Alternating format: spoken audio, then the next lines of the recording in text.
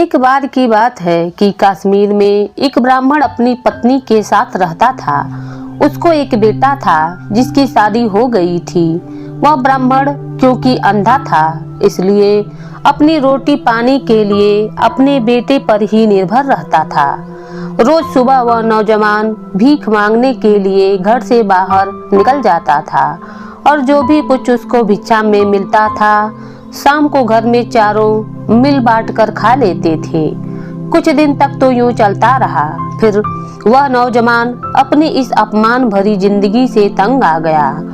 उसने किसी दूसरे देश में जाकर अपनी किस्मत आजमाने की सोची। उसने अपनी पत्नी को यह बात बताई और कहा कि वह किसी तरह से कुछ महीने उसकी गैर हाजिरी में घर का काम चला ले। भगवान ने चाहा तो फिर सब कुछ ठीक हो जाएगा।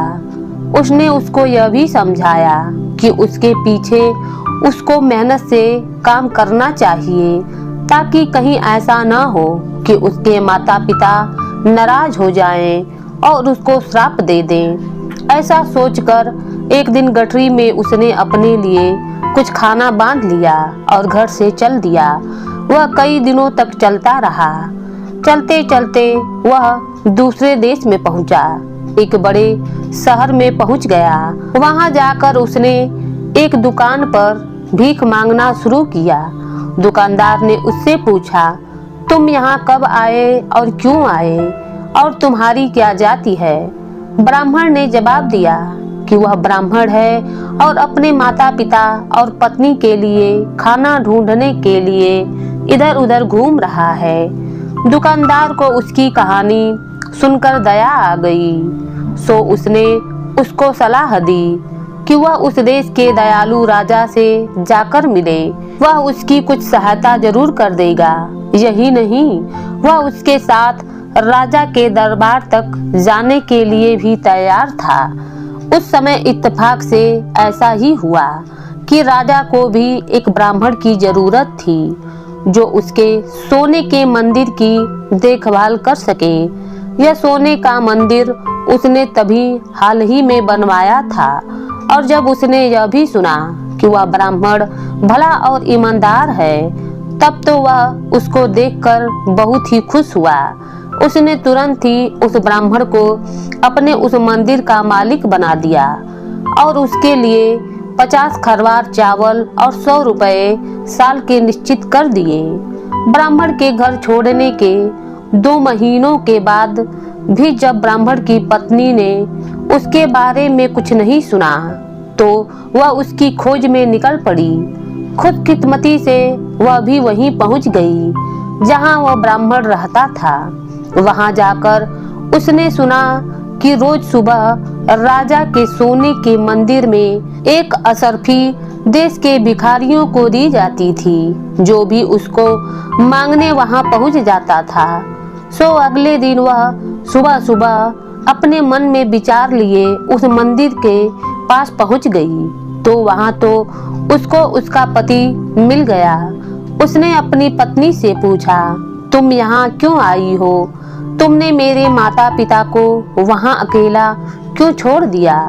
क्या तुमको इस बात की बिल्कुल भी परवाह नहीं कि वह मुझे श्राप दे देंगे और मैं मर जाऊंगा? तुम तुरंत ही वापस घर चली जाओ और वहीं मेरा इंतजार करो। तब पत्नी बोली, नहीं स्वामी, ऐसी बात नहीं है। जब आपका हालचाल नहीं मिला और गरीबी से जीवन व्यथित था, माता पिता को भूख से तड़पते देखकर मैं रह नहीं सकी और आपकी तलाश में निकल पड़ी। घर में चावल का एक भी दाना नहीं है। ब्राह्मण बोला, हे भगवान, ठीक है, तुम यह लो। वह कहकर उसने एक कागज पर कुछ लाइनें लिखी और वह कागज उसको थमाकर बोला, इसे ले जाकर राजा को दे देना। हो सकता है कि वह तुमको इसके बदले में 1 लाख रुपए दे दे। ऐसा कहकर उसने अपने पत्नी को वहां से भेज दिया। उस कागज के टुकड़े पर 4 सलाह लिखी हुई थी। पहली सलाह, अगर कोई आदमी यात्रा में हो और रात को किसी अजनबी जगह पर पहुंच जाए और उसे वहीं ठहरना पड़े तो ठहरने के मामले में सावधान रहना चाहिए। कहीं ऐसा न हो कि उसे वहीं कोई मार दे। दूसरी सलाह, अगर किसी को किसी चीज की जरूरत हो तो पहले उसे अपने दोस्त या उस व्यक्ति को जांचना चाहिए। पर अगर उसको किसी चीज की जरूरत न भी हो तो भी उसको अपने दोस्तों को अपने हिसाब से जांचना चाहिए। तीसरी सलाह, अगर किसी आदमी ने अपनी बहन की शादी कर दी और अगर वह उससे मिलने के लिए बड़ी शान शौकत से जाता है तो उसका वह इस तरह आवभगत करेगी कि जैसे उसको उससे कुछ लेना हो। पर अगर वही गरीब हालात में जाता है तो वह उस पर नाराज होगी और उसको पहचानने से इनकार करेगी। चौथी सलाह, अगर किसी आदमी को कोई काम करना है तो उसको वह अपने आप ही करना चाहिए, अपनी पूरी ताकत से करना चाहिए और बिना किसी डर के करना चाहिए। उस कागज को लेकर वह ब्राह्मणी अपने घर चली गई। वहां जाकर उसने अपने सास ससुर को अपने पति से मिलने की बात बताई और बताया कि उसके पति ने उसको कितना कीमती कागज दिया है। पर राजा के सामने वह खुद जाना नहीं चाहती थी, सो उसने अपने एक जानने वाले को भेज दिया। राजा ने वह कागज पढ़ा और उस कागज के लाने वाले को कोड़े से मारने का हुक्म दिया और उसे वहां से भगा दिया। अगली सुबह ब्राह्मणी ने वह कागज लिया और दरबार की तरफ चल दी। जब वह दरबार की तरफ जा रही थी तो वह उसको पढ़ती जा रही थी। रास्ते में उसको राजा का एक बेटा मिल गया तो उसने उससे पूछ लिया कि क्या पढ़ती जा रही हो। उसने कहा कि वह एक ऐसा कागज पढ़ती जा रही है जिसमें कुछ सलाहें लिखी हुई हैं, जिसके लिए उसको 1 लाख रुपया चाहिए था। राजकुमार ने उससे वह कागज उसको दिखाने के लिए कहा। ब्राह्मणी ने उसको वह कागज दिखा दिया तो उसको पढ़कर उसने उसको पैसों के लिए एक खत लिखा और आगे बढ़ गया। बेचारी गरीब ब्राह्मणी ने उसको उसके लिए बहुत धन्यवाद दिया। उस दिन उसने अपने घर के लिए इतना सामान खरीदा जो उसकी जिंदगी भर के लिए काफी था। शाम को राजकुमार ने अपने पिता से एक स्त्री से अपनी मुलाकात की बात बताई और उससे एक कागज खरीदने के बारे में भी बताया। उसने सोचा कि उसके पिता उसके इस काम से बहुत खुश होंगे, पर ऐसा नहीं हुआ। राजा तो यह सुनकर उससे बहुत गुस्सा हो गया और उसको अपने देश से बाहर निकाल दिया। सारा शाही राजघराना कितना दुखी हुआ जब उन सब ने राजा का यह बेरहम हुक्म सुना कि उसने राजकुमार को ही देश निकाल दिया, क्योंकि राजकुमार तो सबका प्यारा था। साथ में सबको उससे बड़ी बड़ी उम्मीदें थीं और सबसे बड़ी बात तो यह थी कि वह उस राजगद्दी का वारिस था। फिर भी राजा का हुक्म तो हुक्म ही था, सो तुरंत ही हुक्म माना गया। राजकुमार ने अपनी माँ को, संबंधियों को, दोस्तों को, सबको विदा कह दिया और अपने घोड़े पर सवार होकर घर से निकल पड़ा। कहाँ किधर यह तो उसको भी नहीं पता था। रात होते होते वह एक जगह आ पहुंचा जहां उसको एक आदमी मिला। उसने उसको रात को अपने घर में ठहरने के लिए कहा तो राजकुमार ने उसका बुलावा स्वीकार कर लिया। वह वहां गया तो उसको एक राजकुमार की तरह से स्वागत किया गया। उस आदमी ने उसको सोने के लिए एक चटाई बिछा दी, उसको बहुत बढ़िया खाना खिलाया और रात को उसकी बेटी ने उसकी सेवा की। उसने सोचा कि मुझे उस भले आदमी की चारों सलाहों में से पहली सलाह पर ध्यान देना चाहिए, क्योंकि पता नहीं यह आदमी रात को मेरे साथ क्या करे। मुझे आज की रात सोना नहीं चाहिए। मन में ऐसा सोचकर वह लेट गया, मगर सोया नहीं। बीच रात में उस आदमी की बेटी उठी और अपने हाथों में तलवार लेकर राजकुमार को मारने के इरादे से दौड़ पड़ी। राजकुमार तो सोया नहीं था, सो वह उठकर बैठ गया और तलवार के वार से बच गया। फिर उसने तलवार पकड़ ली और बोला, मैंने तुम्हारा क्या बिगाड़ा है, या फिर मैं तुम्हारा क्या बिगाड़ना चाहता हूँ जो तुम मुझे मारने चली हो। अपनी तलवार संभाल कर रख लो ताकि तुम्हें उससे बाद में कोई परेशानी न हो, जैसे कि राजा को हुई थी जिसने गलती से अपने तोते को मार दिया था। लड़की बोली, कौन से राजा ने? राजकुमार बोला, लो तो सुन लो यह कहानी। एक बार की बात है कि एक राजा था जिसके पास एक बहुत सुंदर तोता था। वह उसको बहुत प्यारा था। यह तोता राज के हरम में रहता था और राजा अपनी रानियों से बात करने से भी पहले उससे बात किया करता था। एक बार उस तोते ने राजा से 1 महीने की छुट्टी मांगी क्योंकि वह अपने बेटे की शादी करने जाना चाहता था। राजा ने उसे छुट्टी दे दी और वह तोता अपने घर चला गया। घर जाकर उसने बड़ी धूमधाम से अपने बेटे की शादी की और शादी के बाद वापस लौटने लगा। लौटते समय वह 2 पेड़ों की टहनियां तोड़ता लाया, जिसमें से एक पेड़ के फल खाने से कोई भी जवान आदमी बूढ़ा हो जाता था और दूसरे पेड़ के फल खाने से बूढ़ा आदमी जवान हो जाता था। वे दोनों टहनियां बगीचे में बो दी गईं और बढ़ने लगीं। समय आने पर दोनों पेड़ों पर फल लगे, पर जैसे ही वे पकने को थे कि उस देश में एक तूफान आया जिससे वे पेड़ नीचे गिर गए। एक बहुत बड़ा सांप भी तूफान के पानी के साथ साथ वहां आ गया। उसने अपना जहर उन पेड़ों की शाखाओं पर बिखेर दिया, जिसका किसी को पता नहीं चला।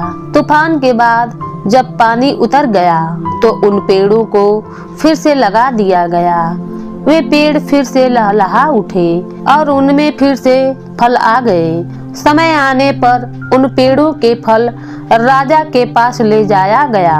राजा ने उनमें से एक पेड़ के कुछ फलों को जांचने के लिए एक कुत्ते की तरफ फेंक दिया। कुत्ता उनको खाते ही मर गया।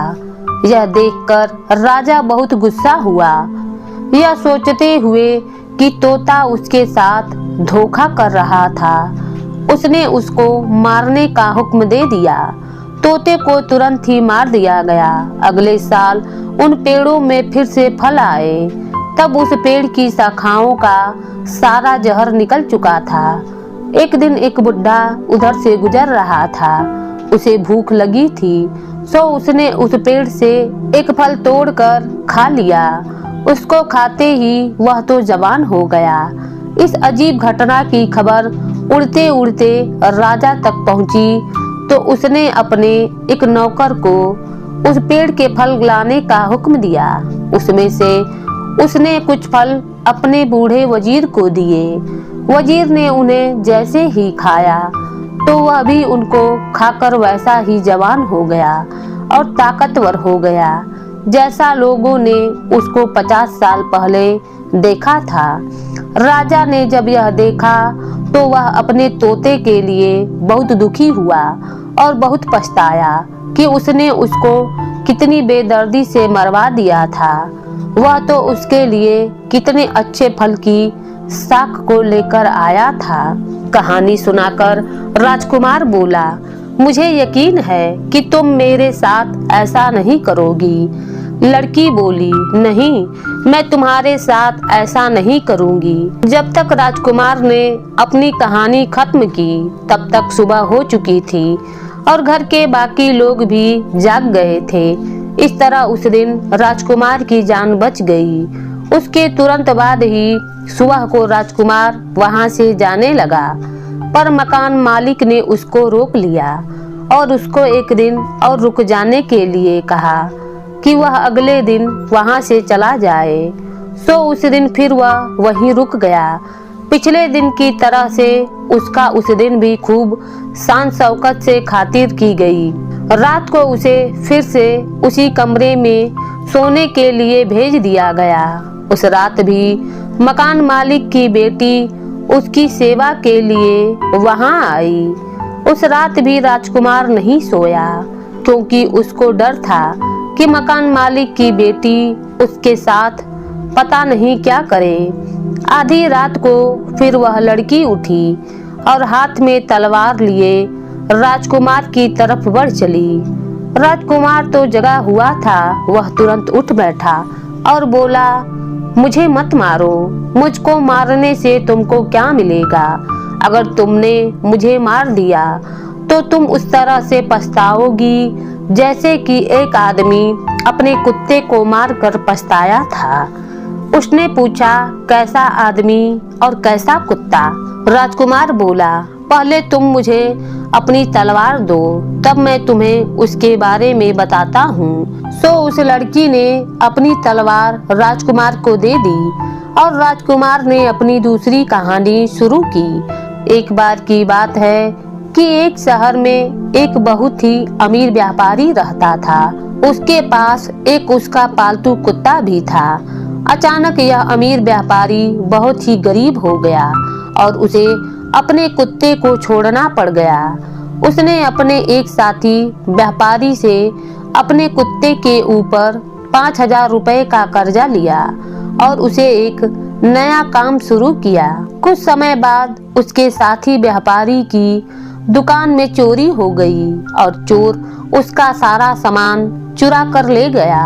मुश्किल से 10-20 रुपए का सामान ही उस दुकान में बचा था। वफादार कुत्ते को यह सब पता चल रहा था कि वहाँ सब क्या हो रहा है। वह चोरों के पीछे दौड़ पड़ा। उसने वह जगह भी देख ली जहाँ उन चोरों ने वह चोरी किया हुआ सामान छिपाया था और घर वापस आ गया। सुबह को जब व्यापारी सोकर उठा तो अपनी दुकान खाली देखकर वो रो पड़ा। साथ में उसके घर वाले भी रोने लगे। व्यापारी तो बिल्कुल पागल हो गया। उधर कुत्ता बार बार मालिक की कमीज और पैजामा खींचता हुआ घर के दरवाजे की तरफ भागता रहा, जैसे वह उसको घर के बाहर ले जाना चाहता हो। आखिर उसके एक दोस्त ने उसको सलाह दी कि लगता है कि ऐसा कुत्ता चुराई हुई चीजों के बारे में कुछ जानता है, सो उसको उसके पीछे जाना चाहिए। व्यापारी और उसके कुछ दोस्त उस कुत्ते के पीछे चल दिए। कुत्ता उनको उस जगह पर ले गया जहां चोरों ने उसका माल छिपा रखा था और भौंकना शुरू किया और यह बताने की कोशिश की कि सामान यहाँ नीचे छिपा हुआ है। व्यापारी और उसके दोस्त ने वहाँ जमीन खोदी और अपना सारा सामान पा लिया। उसमें कोई भी चीज खोई हुई नहीं थी। सब सामान ऐसे का ऐसे ही मिल गया। व्यापारी अपना सब सामान पाकर बहुत खुश हुआ। घर आकर उसने कुत्ते के कान में कुछ लिखकर एक कागज लपेटा और उसको उसके पुराने मालिक के पास भेज दिया। उसने उस कागज में लिखा था कि उसका कुत्ता बहुत वफादार है और इस वफादारी के फलस्वरूप वह उसको 5,000 रुपए का कर्जा माफ करता है और इनाम के तौर पर भी 5,000 रुपए उसके लिए भेज रहा है। जब व्यापारी ने अपने कुत्ते को वापस आते हुए देखा तो उसने सोचा, लगता है मेरा दोस्त अपना पैसा मांग रहा है। मैं कहां से दूं उसको पैसा? अभी तो मैं अपने नुकसान की भरपाई ही नहीं कर पाया हूँ। मैं ऐसा करता हूँ कि जैसे ही यह कुत्ता मेरे घर आता है मैं उसको मार देता हूँ और कह दूंगा कि उसको किसी और ने मार दिया। इससे मेरा कर्जा भी खत्म हो जाएगा। न होगा कुत्ता और न रहेगा कर्जा। ऐसा सोचकर वह घर के बाहर की तरफ दौड़ पड़ा और कुत्ते को मार दिया। तभी उसके दाएं कान से एक कागज नीचे गिर पड़ा। व्यापारी ने वह कागज उठाया और पढ़ा तो वह बहुत दुखी हुआ। राजकुमार बोला, इसलिए संभल जाओ, कहीं ऐसा न हो कि बाद में तुम्हें मेरी जिंदगी की कीमत अपनी जिंदगी देकर पछताना पड़े। जब राजकुमार ने अपनी कहानी खत्म की तब सुबह होने वाली थी।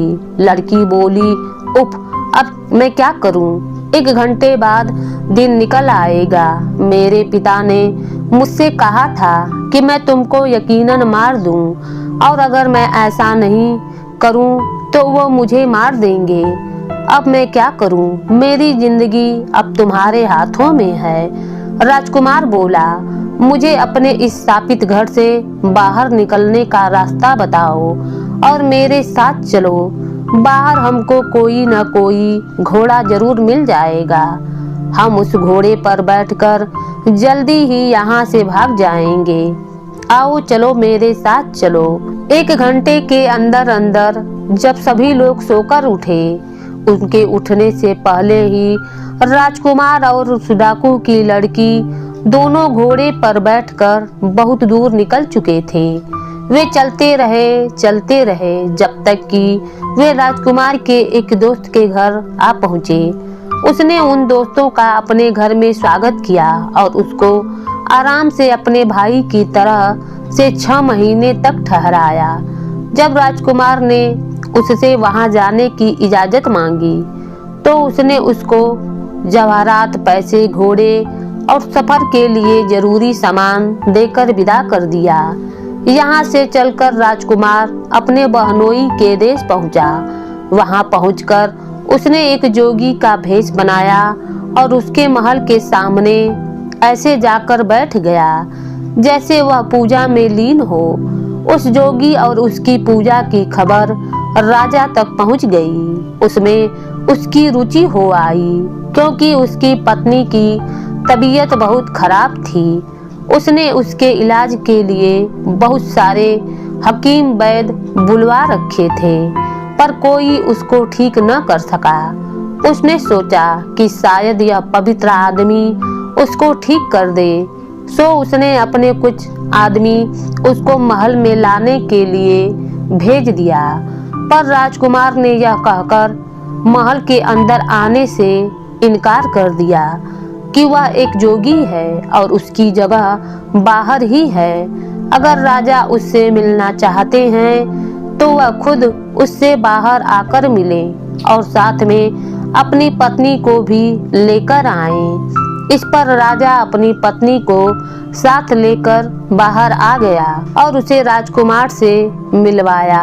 राजकुमार ने उसको अपने सामने लेटकर प्रणाम करने के लिए कहा। जब उसको इस हालात में लेटे हुए 3 घंटे हो गए तो उसने उसको उठने के लिए और जानने के लिए कहा, क्योंकि वह अब तक ठीक हो चुकी थी। रानी चलने लगी। शाम को महल में बड़ा हल्ला गुल्ला मच गया क्योंकि रानी की मोती की माला खो गई थी और किसी को उसका पता नहीं था। काफी देर के बाद कुछ लोग वहां गए जहां रानी ने जोगी के सामने लेटकर उसको प्रणाम किया था। उनको वह माला वहीं पड़ी हुई मिल गई। राजा ने जब यह सुना तो वह बहुत नाराज हुआ और उसने जोगी को फांसी की सजा का हुक्म सुना दिया। पर इस शाही हुक्म को मानने से पहले ही राजकुमार ने उसको फांसी देने वाले आदमियों को पैसे दे दिए और वह देश छोड़कर भाग गया। देश से बाहर निकलने के बाद उसने अपने कपड़े पहन लिए। एक दिन जब वह अपने कपड़े पहने घूम रहा था तो उसने देखा कि एक कुम्हार अपनी पत्नी और बच्चों के साथ एक बार हंस लेता था और फिर एक बार रो लेता था। उसने उससे पूछा, अरे यह क्या बात है कि आप एक बार हंसते हैं तो दूसरी बार रोते हैं? अगर आपको हंसना है तो हंसिए और रोना है तो रोइए। कुम्हार बोला, तुम मुझे परेशान मत करो, तुम्हें इस बात से क्या लेना देना कि मैं क्या करता हूँ। राजकुमार बोला, माफ कीजिएगा, मैं इसकी वजह जानना चाहता हूँ, अगर आपको कोई ऐतराज न हो। इस पर कुम्हार बोला, बात यह है कि उस देश के राजा की एक बेटी है जिसकी रोज शादी करनी पड़ती है, क्योंकि रोज ही उसका पति उसके साथ रहने पर मर जाता है। इस तरह से करीब करीब सारे जवान लड़के मारे गए। अब हमारे बेटे की बारी भी जल्दी आने वाली है। हम इस अजीब सी बात पर हंसते हैं कि एक कुम्हार के बेटे की शादी एक राजकुमारी से होगी, और इस शादी के भयानक परिणाम को सोचकर रोते हैं। हमारी समझ में नहीं आ रहा कि हम क्या करें। राजकुमार सोचते हुए बोला, यह तो हंसने और रोने की बात है ही, पर आप अब रोइए नहीं। आपके बेटे की जगह मैं ले लूंगा। उसकी जगह मेरी शादी उस राजकुमारी से हो जाएगी। बस मुझे उस मौके के लिए ठीक से कपड़े बनवा दीजिएगा और तैयार कर दीजिएगा। कुम्हार ने उसको बढ़िया से कपड़े बनवा दिए, कुछ गहने बनवा दिए और शादी के लिए महल भेज दिया। रात को उसे राजकुमारी के कमरे में भी भेज दिया गया। उसने सोचा, यह तो बड़ी भयानक घड़ी है। क्या मैं भी दूसरे नौजवानों की तरह से मारा जाऊंगा? उसने अपनी तलवार कसकर अपनी मुट्ठी में पकड़ ली और इस इरादे से अपने बिस्तर पर लेट गया कि आज की रात वह सोएगा नहीं और देखेगा कि क्या होता है। वह चारों तरफ देखता रहा। बीच रात में उसने देखा कि राजकुमारी के नथुनों से 2 सांप निकलते हैं और उसकी तरफ उसको मारने के लिए बढ़ने लगे, जैसे शायद उन्होंने पहले कुछ नौजवानों को मारा होगा। सो तैयार था। उसने अपनी तलवार कसकर पकड़ ली। जैसे ही वे उसके बिस्तर पर आए, उसने अपनी तलवारों से उन दोनों को काट दिया। सुबह को राजा उसकी खोज खबर लेने के लिए उसके रूम में आया तो यह देखकर बड़ा आश्चर्यचकित हुआ कि यह नौजवान तो जिंदा है और उसकी बेटी से बात कर रहा है। उसने सोचा, यह जरूर ही मेरी बेटी का पति होगा, क्योंकि वही उसके साथ रह सकता है। राजा कमरे में घुसा और उससे पूछा, तुम कहाँ से आए हो और तुम हो कौन? राजकुमार बोला, मैं फला देश के राजा का बेटा हूँ। जब राजा ने यह सुना तो वह बहुत खुश हुआ और उसको अपने महल में रख लिया। राजकुमार राजा के पास 1 साल से ज्यादा रहा। फिर उसने अपने देश जाने की इजाजत मांगी, जो राजा ने उसको तुरंत दे दी। राजा ने उसको उसके पिता के लिए भेंट में हाथी, घोड़े, जवाहरात और बहुत सारे पैसे देकर उसे विदा किया। राजकुमार चल दिया।